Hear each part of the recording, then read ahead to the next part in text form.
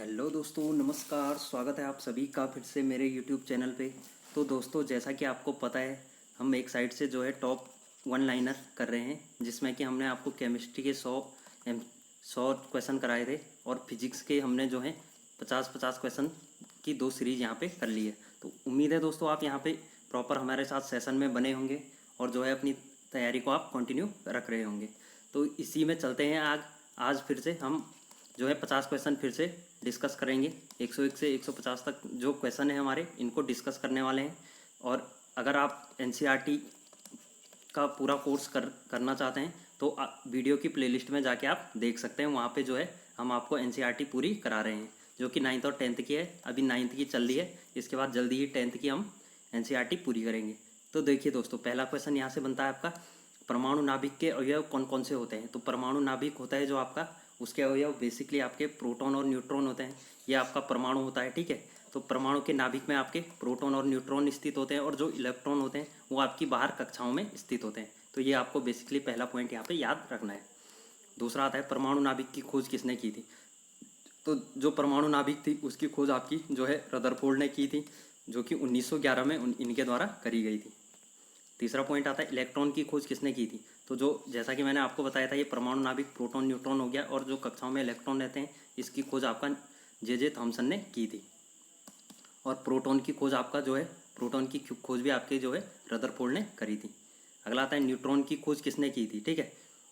तो अगर आपका आता है कि न्यूट्रॉन की खोज किसने की, तो न्यूट्रॉन की खोज आपकी जो है चैडविक ने करी थी। तो ये भी आपको यहाँ से याद रखना है। 3 नाम याद रखने हैं। पहला आ गया आपका परमाणु नाभिक का, तो रदरफोर्ड आ गया, ठीक है। उसके बाद इलेक्ट्रॉन का आता है आपका, तो जे थॉमसन आपको याद रखना है। उसके बाद प्रोटॉन आता है तो रदरफोर्ड याद रखना है।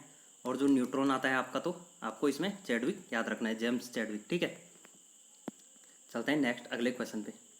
तो देखिए, अगला क्वेश्चन आपका आता है, हीलियम के नाभिक में जो है कौन कौन से कण होते हैं, ठीक है। तो जो आपका हीलियम का नाभिक होता है, आपको पता है इसका परमाणु क्रमांक जो है 2 है। इसका परमाणु क्रमांक पहला आपका हाइड्रोजन का है और दूसरा आपका हीलियम होता है, ठीक है। इसकी भी मैं आपको एक डिटेल वीडियो लेके आऊँगा कि किसका परमाणु क्रमांक कितना होता है, ठीक है। तो देखिए, जो इसका हीलियम का नाभिक होता है, इसमें आपके 2 न्यूट्रॉन होते हैं और 2 आपके यहाँ पे प्रोटॉन होते हैं। चलते हैं नेक्स्ट। अगला आता है, ऐसे परमाणु जिनमें प्रोटॉनों की संख्या समान किंतु न्यूट्रॉनों की संख्या भिन्न भिन्न होती है, ये क्या कहलाते हैं। तो देखिए, कई ऐसे परमाणु होते हैं जिसमें कि प्रोटॉन की संख्या आपकी अलग होती है और न्यूट्रॉन की संख्या आपकी अलग होती है। तो ऐसे नाभिक बेसिकली आपके समस्थानिक कहलाते हैं, ऐसे परमाणु। अगला आता है, रेडियो एक्टिविटी जो है किससे मापी जाती है। तो जो आपका रेडियो एक्टिविटी होता है वो आपका गाइगर काउंटर से मापी जाती है। अगला क्वेश्चन आता है, रेडियो एक्टिविटी की खोज किसने की थी। तो ये यहाँ से मोस्ट इंपॉर्टेंट क्वेश्चन बनेगा। ये 1896 में करी गई थी हेनरी बुकेरल के द्वारा, ठीक है। तो हेनरी बुकेरल यहाँ पे आपको याद रखना है।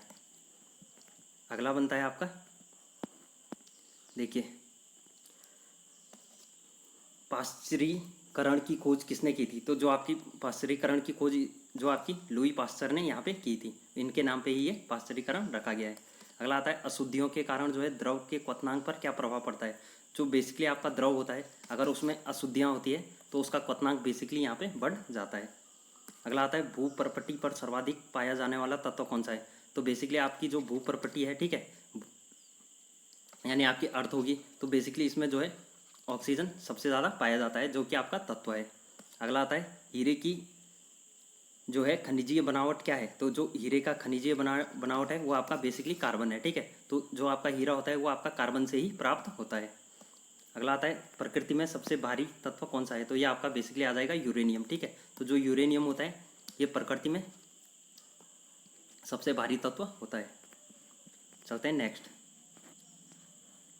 अगला क्वेश्चन आता है आपका, मोती मुख्य रूप से किसका बना होता है। तो जो आपका बेसिकली मोती होता है वो आपका कैल्शियम कार्बोनेट का बना होता है।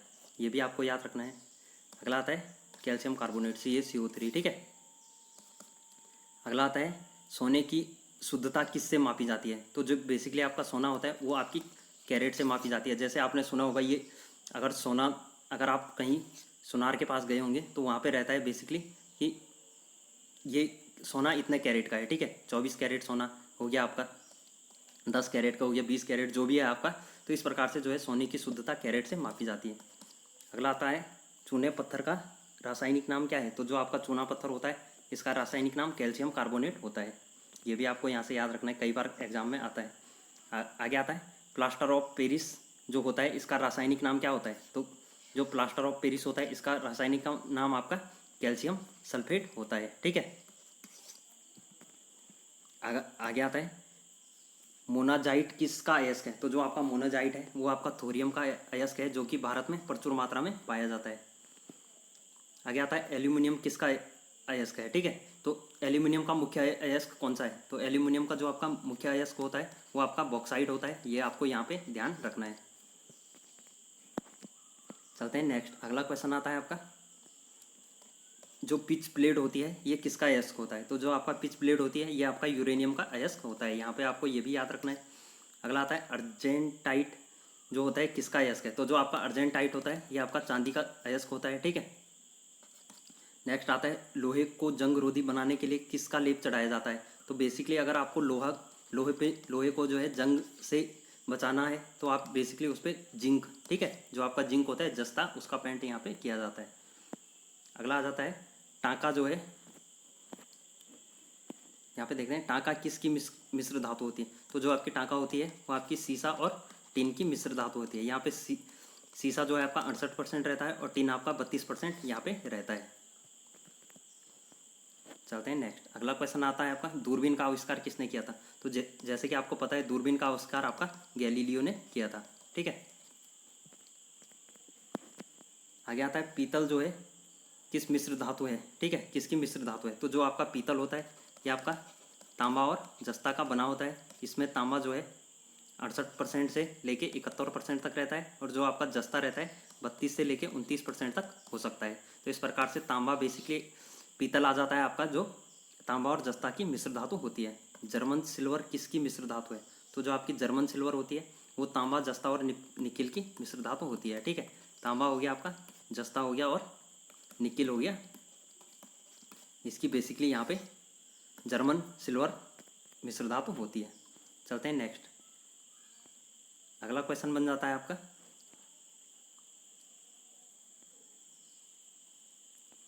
कि स्टील की कठोरता जो है प्रदान करने के लिए किसकी मात्रा बढ़ाई जाती है। तो जो आपका स्टील होता है इसकी अगर आपको कठोरता बनानी है तो जो बेसिकली ये कार्बन की बनाई जाती है। ठीक है, इसमें कार्बन की मात्रा बढ़ाई जाती है, इसलिए उसमें जो है कठोरता आती है। अगर आपका जो होता है लचीला स्टील होता है तो लचीला स्टील में कार्बन की मात्रा यहाँ पे कम होती है और जो आपका स्टील हार्ड होता है उसमें जो है कार्बन की मात्रा यहाँ पे ज़्यादा होती है।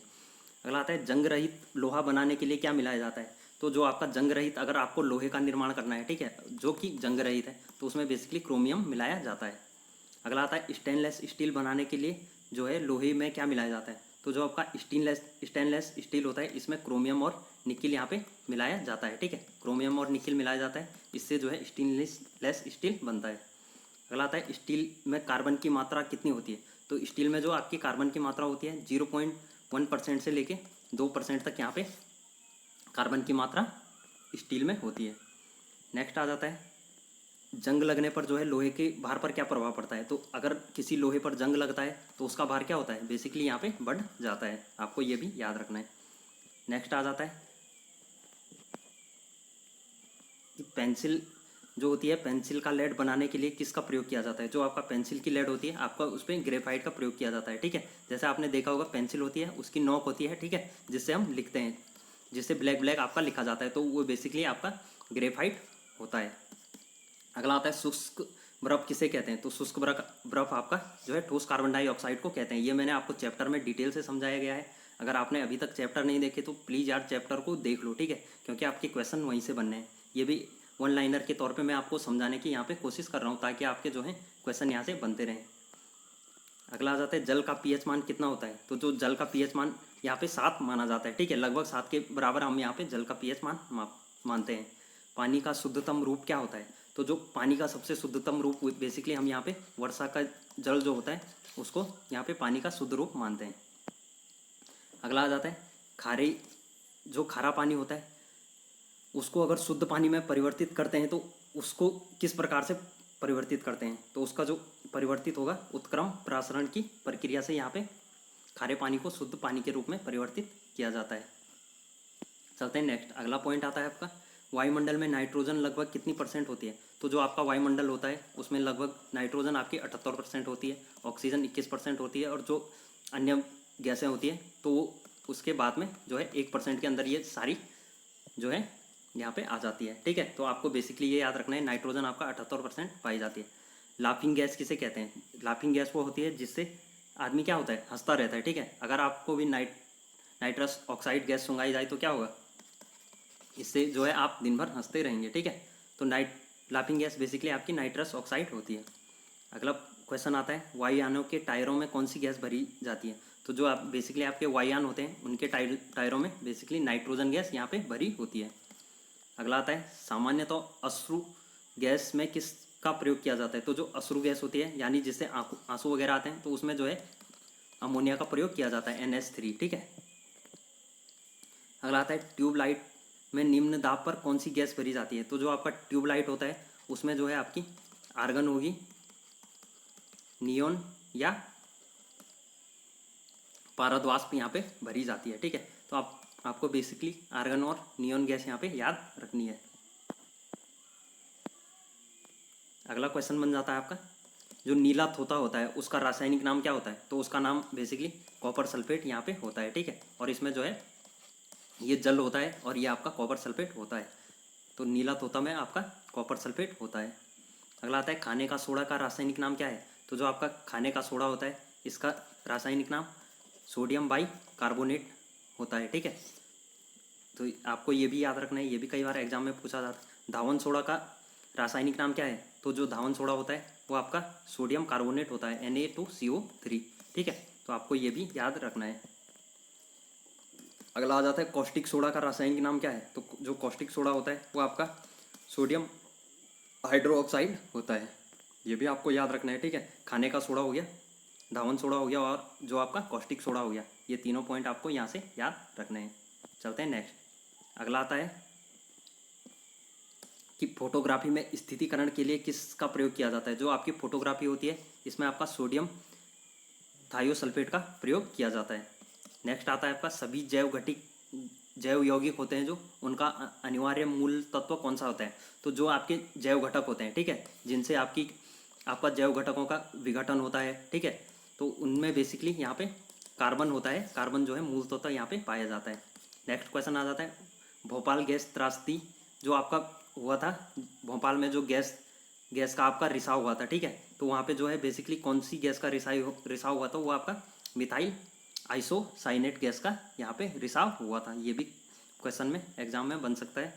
अगला आता है फलों को पकाने के लिए कौन सी गैस उपयुक्त मानी जाती है। तो जो आपका फल होते हैं उनको पकाने के लिए एथिलीन गैस यहाँ पे उपयुक्त मानी जाती है। ठीक है, तो जो एथिलीन गैस होते हैं ये बेसिकली फलों को पकाने में कारगर साबित होती है।